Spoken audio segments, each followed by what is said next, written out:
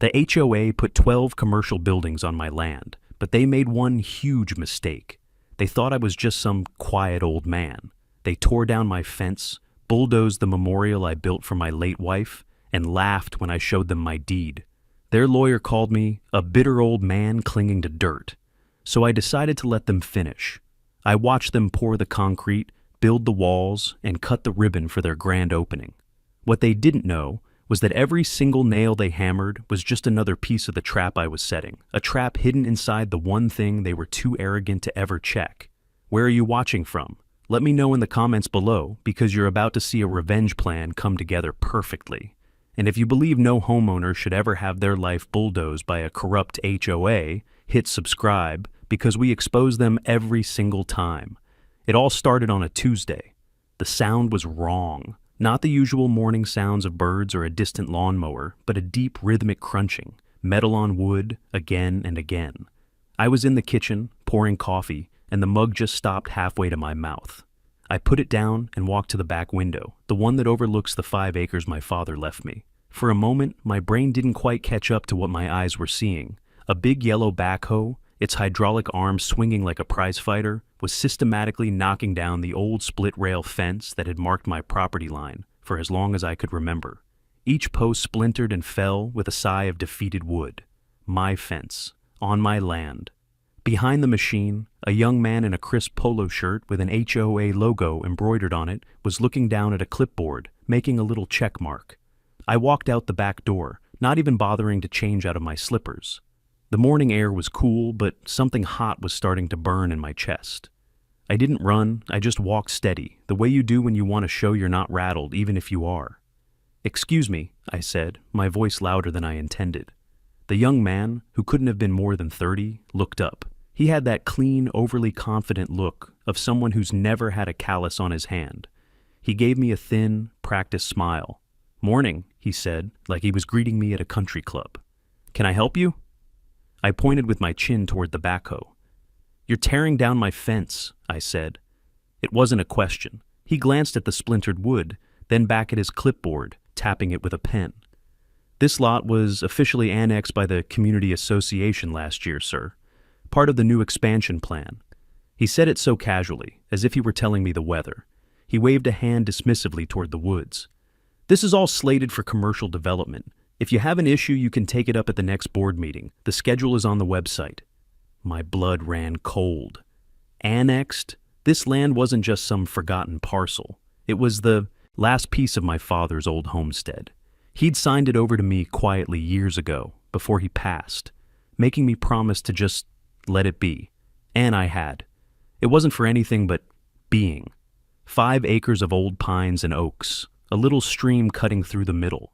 After my wife, Sarah, passed, I'd put a simple oak bench right by that stream, in the spot where we'd scattered her ashes. It wasn't fancy, just a quiet place to sit and remember. The young man followed my gaze toward the trees. A sneer, quick but unmistakable, tugged at the corner of his mouth. "Look, I get it. People get sentimental about things," he said, his tone dripping with fake sympathy. "But this place is going commercial. You want to leave a shrine? You can do it somewhere else. Progress, you know? A shrine."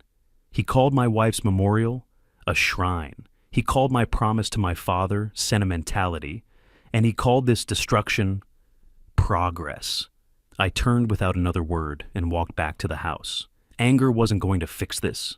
I'm an engineer by trade, retired now, but my brain still works on logic, on facts, on blueprints and deeds. A mistake had been made, and a piece of paper would correct it. I found the original deed in my filing cabinet, the heavy paper folded neatly in a manila envelope. The county seal was still crisp. My name, Ray Dalton, was right there. I made a clean copy and walked over to the HOA community office, a sterile-looking building by the golf course. The woman at the desk looked up from her computer with an air of profound boredom. I explained the situation calmly, laying the copy of the deed on the counter. She barely glanced at it. She called for someone in the back, and out came the clipboard kid from the fence line. Camden Sharp, his name tag read. He didn't offer to shake my hand. "We've been over this," he said, not even looking at me, but at the paper. He pushed it back across the counter. The board approved the redevelopment under the Community Eminent Domain Clause for unincorporated parcels. It's for the greater good of the neighborhood. Community eminent domain? That's not a thing. Eminent domain is a government power, a serious one, not something a handful of people on a homeowners association board can just invent. They were making up words, banking on the idea that I was just an old man who would get confused and go away. They brushed me off. They told me to file a formal complaint, which they'd review at the end of the quarter. It was a bureaucratic dead end, and we all knew it. I left the office with the copy of my deed still in my hand. A deep, sinking feeling settled in my stomach. These people weren't making a mistake. They were counting on their power, on their pile of bylaws and their smirking confidence to be stronger than my piece of paper. The next morning, the sound was worse. It wasn't the crunch of a fence post anymore. It was the high-pitched scream of chainsaws and the heavy, earth-shaking rumble of a bulldozer. I walked to the edge of what used to be my property line. They had already cleared a 50-foot path into the woods. The pines my dad had planted were gone, just stumps now. I scanned the trees, looking for the clearing by the stream, my heart pounding in my ears. But it wasn't there. The whole area was just gone. Torn earth, uprooted saplings, and raw red mud. And in the middle of it all, I could see splintered pieces of oak, half buried in the dirt. My bench. Sarah's bench. They hadn't just moved it. They had driven right over it, grinding it into the ground like it was nothing more than a fallen branch. The stream was already starting to run brown with the churned-up soil. That evening, they finished their work for the day. And before they left, they put up a new fence, a tall, cold chain-link fence topped with barbed wire. It wasn't to keep people out of the construction site. It was to keep one person out. Me. I stood there as the sun went down, looking through the steel mesh at the scar they had ripped across my land, at the grave of a memory. The hot burn in my chest was gone now, replaced by something cold and heavy. They thought they had won. They thought they had fenced me out. But all they had really done was lock me in with an idea. My first move wasn't anger. It was research. The next morning, I drove down to the county clerk's office, the old stone building downtown that smells like dust and paper. I spent an hour pulling records, feeling the familiar comfort of process and procedure. I started with my own deed, confirmed it was filed correctly, no liens, no transfers. Then I asked for the county's official plat maps for my section. The clerk, a kind woman with bifocals, slid a heavy book across the counter. I found my parcel, outlined in black ink, exactly where it had always been. Finally, I asked to see all recent filings related to the neighboring community association, and that's when I found it. It was a new plat, filed 8 months ago. It was a clean, modern-looking map generated by a computer, not hand-drawn like the old ones. It showed my 5 acres absorbed into the HOA's territory, the property lines simply erased and redrawn to include my land in their commercial zone. But something was wrong with it. The signature for the county surveyor looked off, too perfect, and the filing number was out of sequence. I pulled the original plat map again and laid them side by side. The forgery was obvious if you knew what to look for.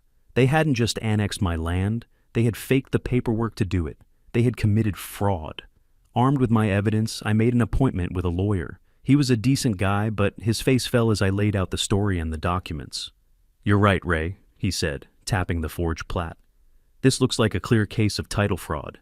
The problem is, they have deep pockets and we don't." He explained that fighting the HOA in court would be a war of attrition. They'd file motion after motion, delay, appeal, bleed me dry. He estimated it could take years and cost tens of thousands of dollars I didn't have, with no guarantee a judge would see it our way against a powerful community association. Their lawyers will argue you abandoned the property, that it was a clerical error, that the community's needs outweigh your individual claim. He sighed. They'll bury you in paper. My advice? Take a settlement if they offer one. I walked out of his office feeling emptier than before. The piece of paper I thought was my shield had just been called a losing hand. That's when the nights got bad. I'd fall asleep and dream of Sarah. We were back at the stream, the sun warm on our faces. Then the ground would start to shake, and that horrible sound of the bulldozer would fill the air. I'd try to stand, to shout, but I couldn't move. I'd just have to watch as the mud and torn-up trees buried everything. I'd wake up in a cold sweat, my heart hammering against my ribs, the feeling of guilt like a physical weight on my chest. I hadn't protected her place. I had failed. The HOA didn't let up. They were escalating. A certified letter arrived one afternoon, a formal trespass warning. It said if I was seen on or near the construction zone, I would be arrested. It was signed by Tina Marston, vice president of the HOA board. I knew who she was. A former realtor who always wore pantsuits a size too tight and had a smile that never reached her eyes. She drove around the neighborhood in her oversized SUV like a warden inspecting her prison yard. She was the one who wrote up citations for trash cans left out an hour too long, or grass that was half an inch too high. She fed on that tiny taste of power. A few days later, she was standing by the chain-link fence with Camden Sharp, pointing toward the construction. I was getting the mail, and she saw me. She marched right over to my driveway. "Mr. Dalton," she said, her voice dripping with condescension. "I'm getting reports that you've been aggressive toward our contractors. I need to remind you that this is now private community property. Your hostility is not welcome." I hadn't spoken a single word to her contractors. I had only stood there, watching them destroy my life. But I was the one being called aggressive. I saw the game she was playing. She was building a narrative, painting me as a bitter old man, a problem to be managed. I started to withdraw. I stopped taking my morning walks. The view from my back window was a constant reminder of my failure. It felt like they had already won. Then, one rainy Wednesday, I went to a local diner for lunch, mostly just to get out of the house. I was sitting in a booth by myself when a group of men in expensive suits came in and sat behind me. They were loud, full of swagger. I heard them mention the new Evergreen Plaza development. It was one of the developers. He was bragging. "We fast-tracked the whole thing," he boasted to his friends. "The HOA had this chunk of surplus land they annexed, completely undeveloped. Saved us a fortune on clearing and permits. We're putting up 12 commercial buildings. Got a dentist, a yoga studio, even a vape shop already signed on. Surplus land." That's what he called it. The casual arrogance of it hit me like a slap in the face. These people hadn't just stolen a piece of property. They had already sold it, leased it, and built a future on top of it without a second thought. They saw my family's land, my wife's memorial, as nothing more than a blank spot on a map that made their deal easier. I sat there, stirring my coffee, and the anger I felt began to change. It cooled down, hardened into something else, something solid. That night, I didn't have the nightmare. I stayed up late in my office. I pulled out my father's original deed again. But this time, I wasn't looking at it as a shield. I wasn't looking at it as proof of what I had lost. I smoothed the old paper out on my desk under the lamplight, tracing the boundary lines with my finger. They thought this piece of paper was a weakness, a sentimental relic. They had no idea. They had already built their buildings. They had already signed their tenants. They were so sure they had won. A quiet, cold idea began to form in my mind. An engineer's idea. Precise, methodical, and inescapable. The first phone call I made was to a man I hadn't spoken to in nearly a year. "Eddie," I said when he picked up. "It's Ray Dalton." There was a pause, then a gravelly voice on the other end. "Well, I'll be. Still breathing, are you, Dalton?" That was Eddie Lynn. We'd served together in the Navy, both in engineering. He was the best surveyor I ever knew, a man who trusted his gut, and a 100-year-old map more than any GPS. He'd retired to a small trailer out in the county, off-grid and off-temper. I told him the whole story, from the backhoe to the forged plat. I didn't have to sell it, he just listened. When I was done, all he said was, "When do we start?" Eddie showed up the next day with his old equipment and a thermos of black coffee. He spent 2 days just walking the perimeter of my original land, using my deed's meets and bounds descriptions, sinking small, discrete iron stakes at the true corners. While he was doing that, I quietly paid a visit to the county records office again. This time, I wasn't just looking. I paid for certified copies of everything. My original deed, the official 1968 plat map, showing my father's homestead, and the HOA's new forged plat. I also got the digital GIS data files from the county planning department. That weekend, my garage became a war room. We tacked the big official county map onto a piece of plywood on my workbench. Eddie had taken the digital data and printed the HOA's forged property lines and their new commercial building footprints onto large, clear acetate sheets. It was an old-school technique, but it was brutally effective. He laid the first sheet, the forged boundary over the real map. The lines didn't match. They were off by about 15 feet on the east side, just enough to make their fake annexation look plausible on paper. But the real moment came when he laid down the second overlay, the one showing the planned locations of the 12 commercial buildings. I felt my breath catch. It wasn't just a partial overlap. It wasn't one or two buildings on the line, all 12 of them. Every single square foot of foundation, the parking lot, the utility hookups, the entire development sat squarely inside the true boundaries of my 5 acres. Not on their land. Mine. Eddie just grunted. "They didn't even bother to check," he said, shaking his head. "Lazy and arrogant. It's a bad combination." We had them. Cold. It was all there, on a clear piece of plastic, undeniable. The next, and hardest, part of the plan began. I did nothing. I became the defeated old man they wanted me to be. I let my yard get a little overgrown. When my kids called, worried, I'd just say, "I'm looking at my options. The lawyers are handling it." I didn't tell them I hadn't hired one yet. I didn't tell anyone. I saw neighbors at the grocery store who would give me a sympathetic look.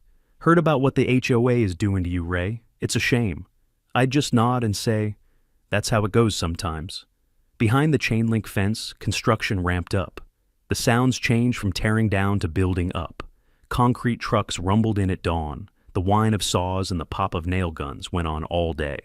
I watched from my kitchen window as the skeletons of buildings rose from the mud. They worked fast. Soon the buildings had walls, then roofs.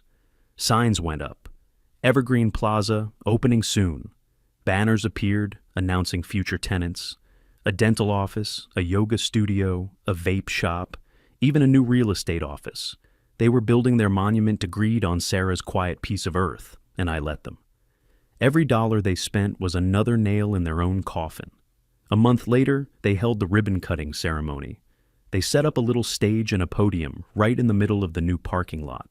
Tina Marston was there in a bright red power suit, her smile as wide and fake as a car salesman's. Camden Sharp stood beside her, looking smug in a tailored suit, pointing things out to the local news reporter. They talked about progress, community investment, and the bright future of the neighborhood. I watched it all from my window, a pair of binoculars in my hand. I saw them snip the big red ribbon with a pair of oversized golden scissors. I saw them toast each other with plastic cups of champagne. They were celebrating their victory, completely blind to the fact that their entire victory was built on quicksand. While they were congratulating themselves, I was making 2 quiet trips. The first was to the old county title office to get a certified title confirmation, an ironclad, legally recognized document stating I was the sole, unencumbered owner of my parcel. The second was to a litigator in the city, a shark I'd been researching for weeks. I didn't want a fighter. I wanted a finisher. I laid everything out on his conference table, the deed, the overlays, the certified title. He looked at it for 10 minutes, his expression unreadable. Then he leaned back in his leather chair, and a slow grin spread across his face.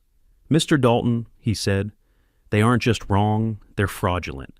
I'll take this case on contingency. They'll be paying my fee, not you." A few days later, a thick, glossy envelope appeared in my mailbox. It was an invitation, a grand opening gala for the Evergreen Plaza. Inside, on the heavy cardstock, someone had scribbled a note in black pen. "Thought you might want to see what progress looks like. Camden." It was meant to be the final insult, the last twist of the knife.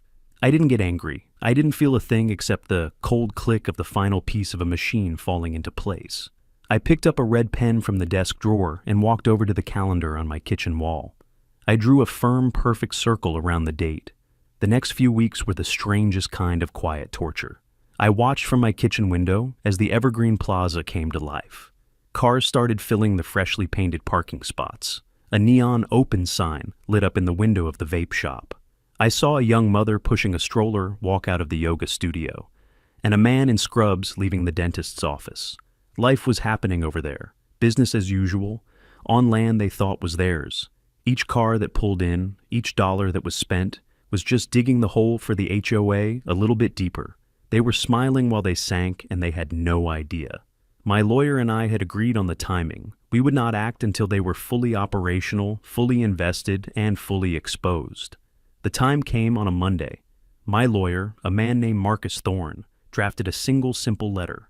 It was addressed to the HOA's legal counsel.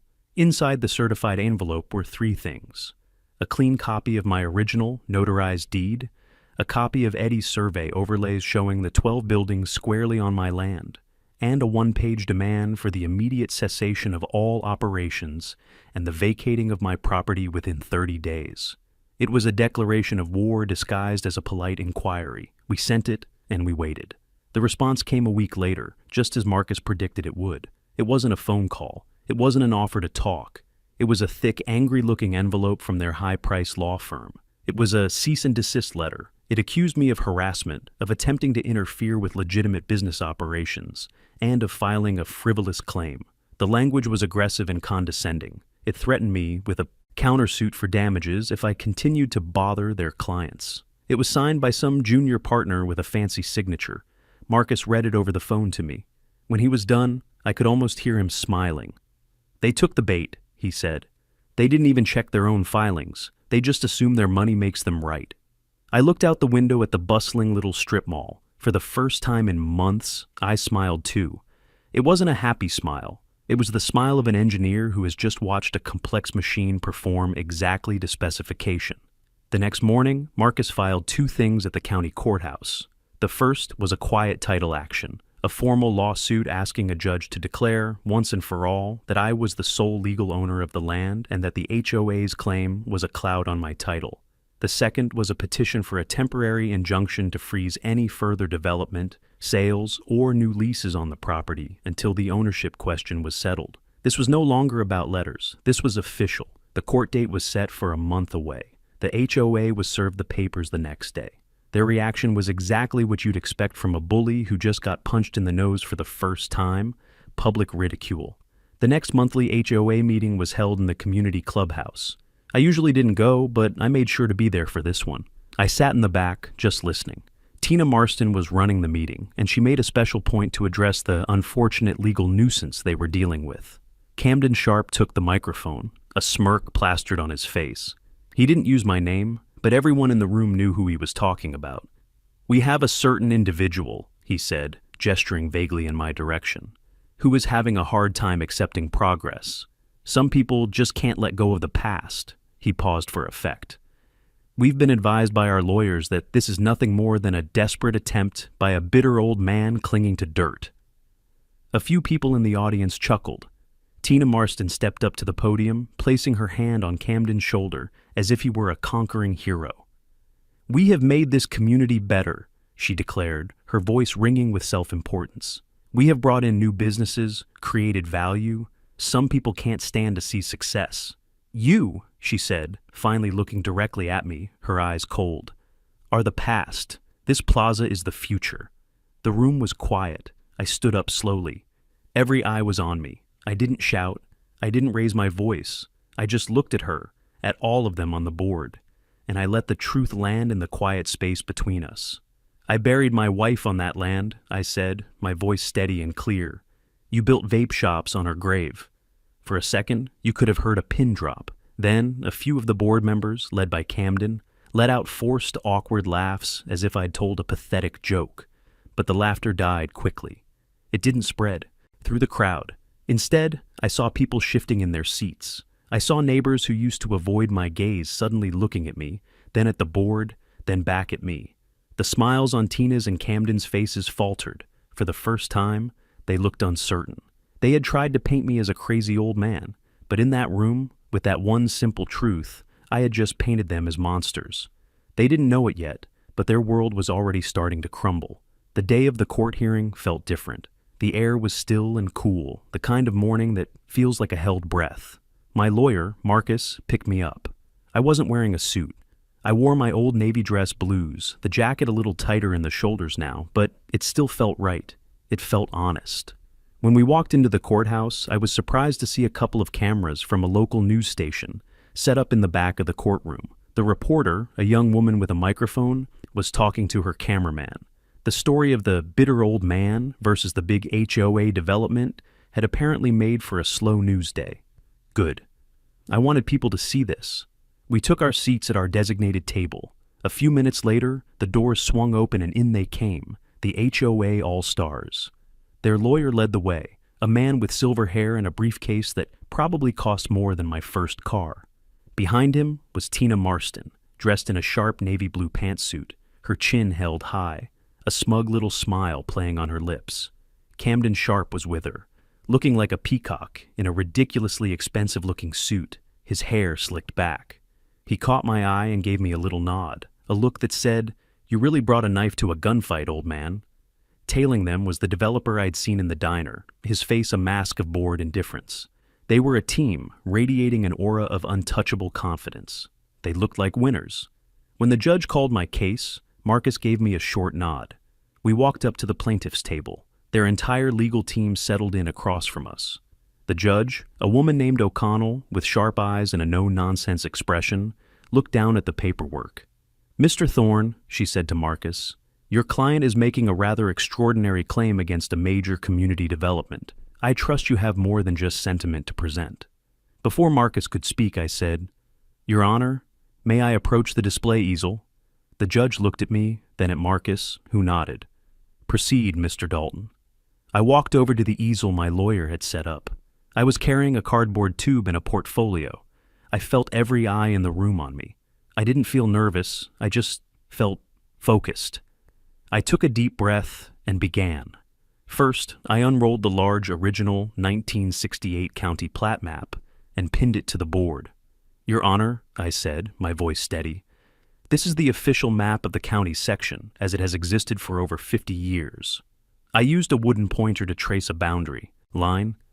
This is the land deeded to my father, and then to me, 5 acres. The boundaries are clear.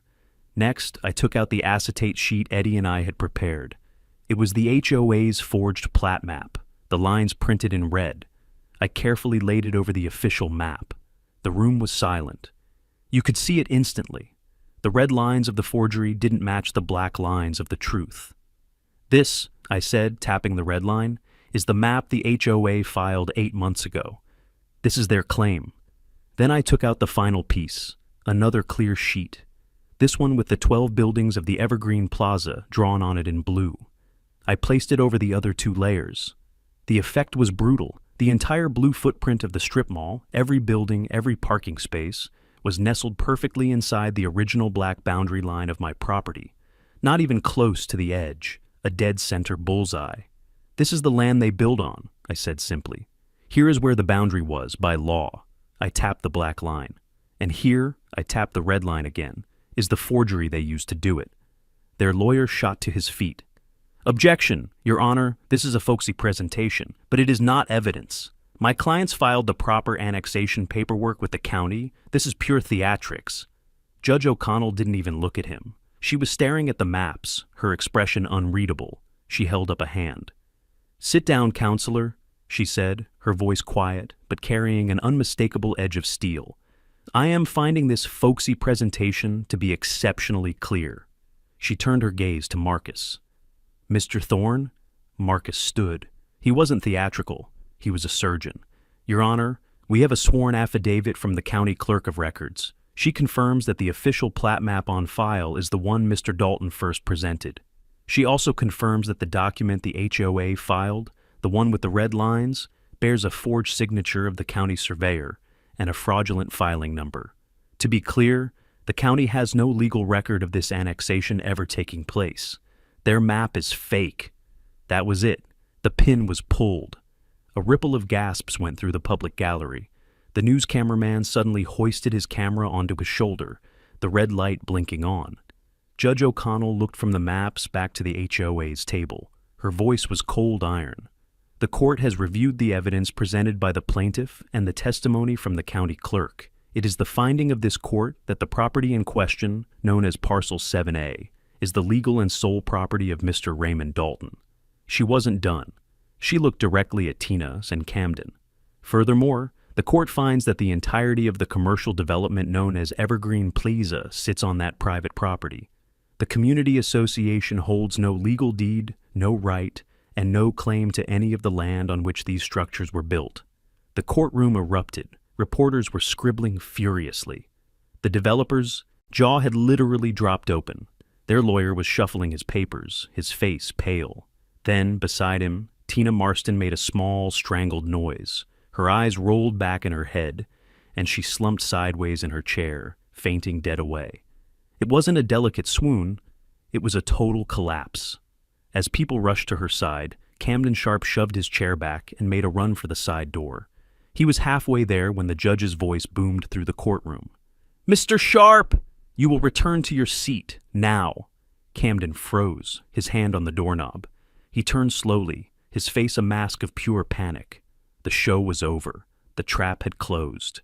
Leaving the courthouse felt like walking out of a pressure chamber. The news crew ambushed us on the steps, but Marcus handled them, giving a brief professional statement. I just stood behind him, silent. The real work wasn't over. The court order was a piece of paper. Now I had to turn that paper into reality. The next morning, I drove to a print shop. I had them print a dozen large, official-looking notices. At the top, in big, bold letters, it said, "Notice of Eviction." Below that, it clearly stated the court's ruling, the parcel number of the land, and the fact that the current occupants were trespassing on private property. It gave them 30 days to vacate. I signed each one, my name feeling heavier and more solid than it had in months. Then I walked over to the Evergreen Plaza. It was a beautiful sunny day. The yoga studio had its door propped open. The vape shop had a customer. I walked up to the first business, the dentist's office, opened the glass door, and taped the eviction notice squarely in the center of it. I did the same for every single one of the 12 businesses. The looks on their faces as they read the notice, confusion turning to panic, was something to see. They weren't the enemy, not really.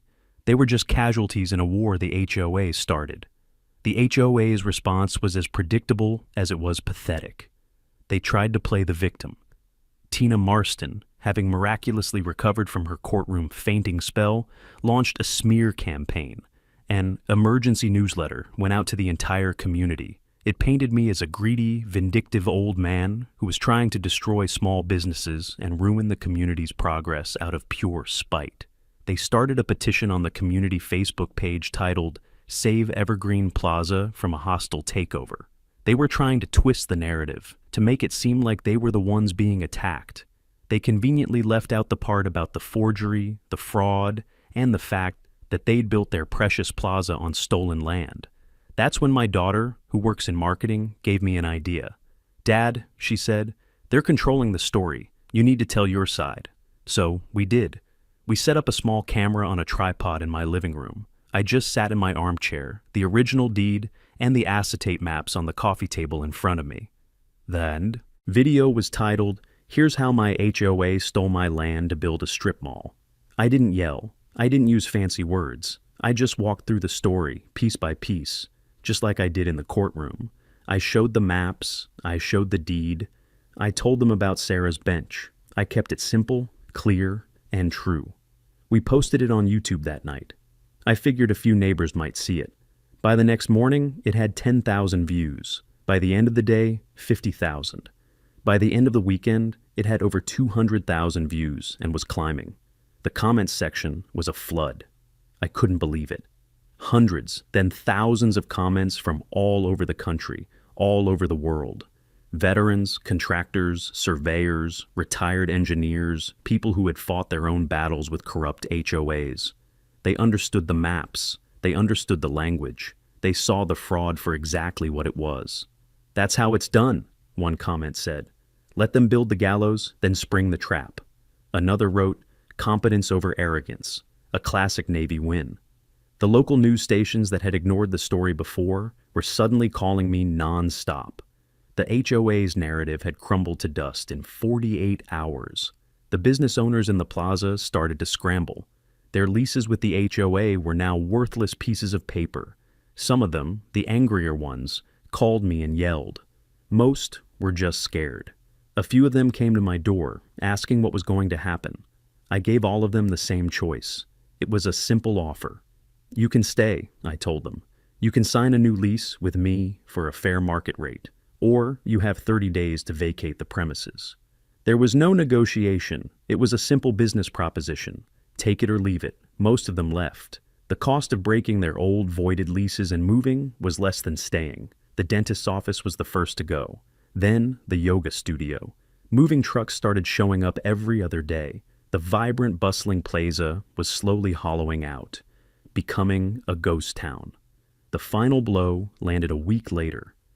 Armed with the court ruling and the public outcry from the video, Marcus filed a second lawsuit. This time, we weren't suing the HOA as an entity. We were suing Tina Marston, Camden Sharp, and every other board member individually for fraud, conspiracy, and property theft. That was the kill shot. The HOA's insurance provider sent them a letter the very next day, informing them that since the board had engaged in deliberate criminal fraud, their directors' and officers' liability coverage was void. They were on their own. The fallout was immediate and spectacular. Tina Marston resigned live on the community Facebook page, delivering a tearful, rambling speech where she blamed everything on the reckless and deceitful actions of Camden Sharp. She tried to paint herself as just another victim. No one bought it. Days later, after the county prosecutor's office opened a formal investigation based on the evidence from my case, Camden was arrested at his home and charged with multiple counts of forgery and filing false public records. He was out of the HOA game for good. The last of the moving trucks pulled out of the Evergreen Plaza at the end of the month, leaving behind 12 empty buildings and a parking lot full of silence. The day after they left, I hired a fencing company. They tore down the ugly chain-link fence the HOA had put up and installed a simple, sturdy split-rail fence, just like the one that had been there before. The crunching sound of the posts going into the ground was a good sound this time. It was the sound of something being made right. That same week, I went to a lumber yard and bought some thick oak planks. I spent a few days in my garage, sanding and sealing the wood. I built a new bench, identical to the one they had destroyed. I didn't take it down to the stream right away. I just let it sit there, smelling of fresh stain and sawdust. A promise to myself. I was reclaiming more than just land. I was reclaiming a memory. Something strange started to happen in the neighborhood. People who had been silent for months, the ones who had given me those sympathetic but distant looks in the grocery store, started to stop by. One of my neighbors, a guy named Frank, came over while I was working on the fence. He told me that Tina Marston had fined him $300 last year because his kid's basketball hoop was an inch too close to the sidewalk. Another neighbor, a young woman who lived down the street, told me the HOA had tried to force her to resod her entire lawn because they didn't like the shade of green. It turned out almost everyone had a story. They had all been bullied, fined, and intimidated into silence by Tina and her board. My fight had become their fight, and now that the bullies were gone, they weren't afraid to talk anymore. Camden Sharp was convicted 6 months later. He pled guilty to forgery in a deal to avoid a longer sentence. The last I heard of Tina Marston, she'd sold her house at a loss and moved out of state. Her empire had crumbled, and her name was Mud. The HOA was in shambles, facing lawsuits from the developer and the evicted tenants. At a special election, an entirely new board was voted in, a group of longtime residents who were tired of the old way of doing things. One of their first official acts was to pass a new rule, which they unofficially called the Dalton Rule. It stated that no property could ever be annexed or rezoned by the association without a 100% unanimous vote from every single homeowner. Their power to just take things was gone for good. One Saturday afternoon in the early fall, I rented a couple of big charcoal grills and sent out an email to the neighborhood. The subject line was just potluck. I invited everyone to a get-together, not at the community clubhouse, but on the vast, empty concrete slab where the vape shop and the yoga studio used to be. I didn't know if anyone would come, but they did. Dozens of them. They brought folding chairs, coolers, and covered dishes. Kids drew with sidewalk chalk where the parking lines used to be and threw frisbees across the empty asphalt. Frank, the guy with the basketball hoop, clapped me on the shoulder. "You know, Ray," he said, looking around at the crowd, "this is the most community I've ever seen in this community." After the party, when everyone had gone home, I finally carried the new bench down the hill. I placed it by the stream, in the exact spot the old one had been. The woods were already starting to reclaim the scarred earth. New saplings were pushing up through the dirt. It would take time, but it would heal. My lawsuit against the board members settled out of court. It was a substantial amount. I used some of it to pay Marcus Thorne, who had earned every penny. I used some more to set up a small community fund, a legal defense resource for any homeowner in the county who was facing an unjust fight with their HOA. No one should have to face that kind of power alone. I sat down on the bench as the evening light filtered through the trees. The water in the stream ran clear again. I thought about what they had done, their arrogance and their greed. They thought I was too old to fight, that I'd just roll over and accept their made-up rules. They thought the land was just dirt, a blank space on a map for them to fill with profit. But they were wrong. Land holds memory, it holds truth, and sometimes, if you're patient enough, it holds the trap they walked right into. That land is mine, and it always was, always.